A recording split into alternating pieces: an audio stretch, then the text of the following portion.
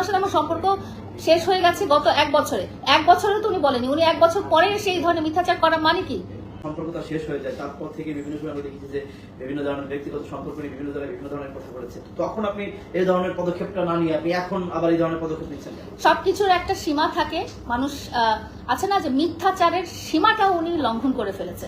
মিথ্যা কথা বলতে বলতে উনি এত দূর পর্যায়ে চলে গেছে যে তার কোনো হিতাহিত জ্ঞান নাই যে উনি কি বলতেছে কি বলতেছে না, একটা মানুষ সম্পর্কে কিভাবে কি মানে কি অবস্থায় চলে গেছে। ওনার সাথে আমার 4 বছরের সম্পর্ক। 4 বছরের সম্পর্কে আমরা অনেকবার নিউজ মিডিয়ার সামনে এসেছি।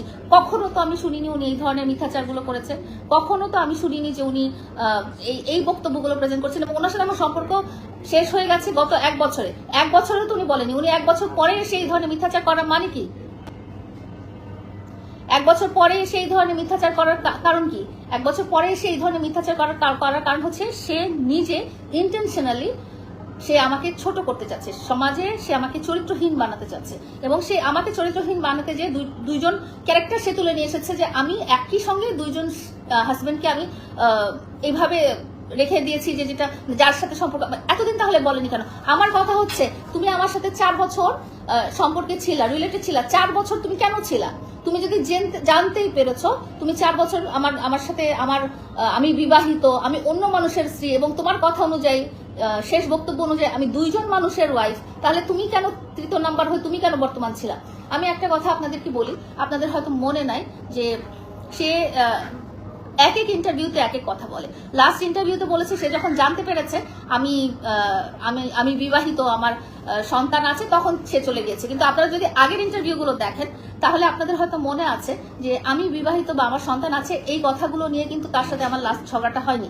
লাস্ট ঝগড়াটা হয়েছে সে আমার কাছে বাড়ি চেয়েছিল, তাকে বাড়ি দেওয়া হয়নি বিধায় সে আমার বাসা ছেড়ে চলে গেছে। আপনারা যদি আগের কথাগুলো মনে করেন তো আগের কথাগুলোই এটা যে সে বাড়ি চেয়েছে, সে বাড়ি না পাওয়ার কারণে সে চলে গেছে। এবং এটা নিয়ে আমাদের সামাজিক যোগাযোগ মাধ্যমে যথেষ্ট কথাবার্তা হয়েছে।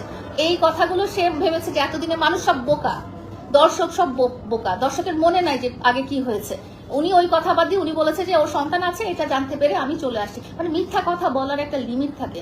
আচ্ছা, আমরা দেখেছি যে ভিডিওতে বলেছে যে আপনার সাথে যখন সে রিলেশন ছিল তখন আপনার যে সন্তান আছে সে জানতো না।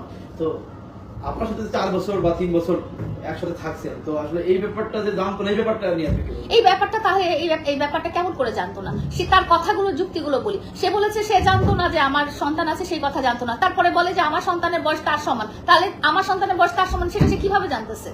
সে যদি জানতোই না আমার সন্তান আছে কোনো, তাহলে সন্তানের বয়স তার সমান সেটা কিভাবে জানছে? সন্তান যে আমার সেটাও নাকি সে জানতো না। তাকে নাকি আমি বলেছি এগুলো আমার কাজিনের বাচ্চা। তারপরে সেই কথার প্রেক্ষিতে সে কি বলেছে?